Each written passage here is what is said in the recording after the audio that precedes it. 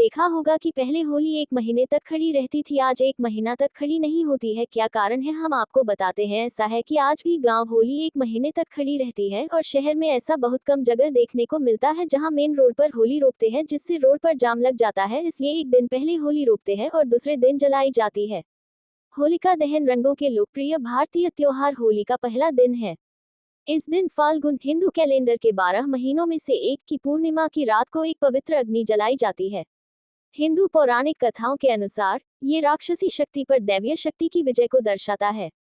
उदयपुर के city palace में मानक चौक होली का डांडा रोपा 13 फरवरी, इसे डांडा रोपिनी पूर्णिमा भी कहते हैं।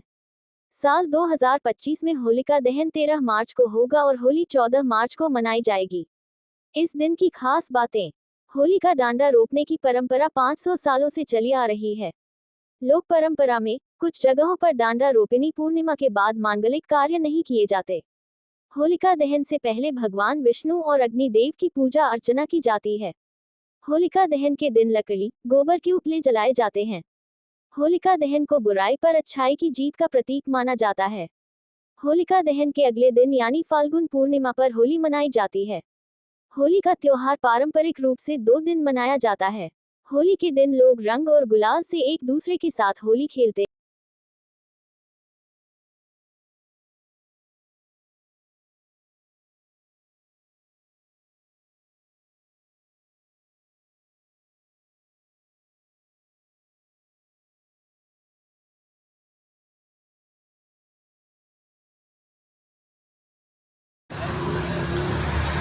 लक्ष्मण जी, सबसे पहले तो मैं आपके चैनल को बहुत बहुत धन्यवाद देता हूँ कि आज हमारे मठ मादरी में आप पधारे हैं और होली के विषय में जो आप हमारे साथ चर्चा कर रहे हैं, तो ये हमारे गांव की होली है, सर्व समाज की होली है।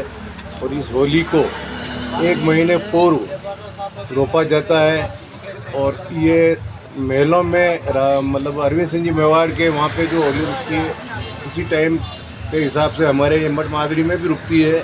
और ये रेगुलर 1 महीने तक होली रहेगी। 1 महीने के बाद में पूर्णिमा के दिन होली का दहन किया जाएगा, सारा गांव इकट्ठा होगा और इसके लिए सारे लोग अपनी श्रद्धा से लकड़ी वगैरह वगैरह जो भी है वो डालते हैं और इसकी पूजन करते हैं। होली के बाद भी 7 दिन तक महिलाएं यहाँ पर ठंडा पानी ला करके डालती हैं, उससे खुशहाली बनी रहे। हाँ,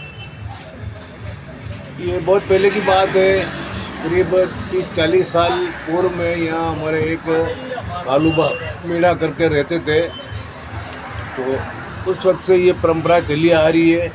और ऐसा सुनने में आया कि दरबार के कुछ प्रतिनिधि भी यहाँ आते थे और उस टाइम से ये होली की परंपरा चली आ रही है। तो हमारे यहाँ हनुमान जी का मंदिर के पास में होली का दहन होता है और वहीं होली रोपी जाती है और उसमें सबसे ज़्यादा हमारे कमेटी परिवार ही इसको होली को रोकते हैं।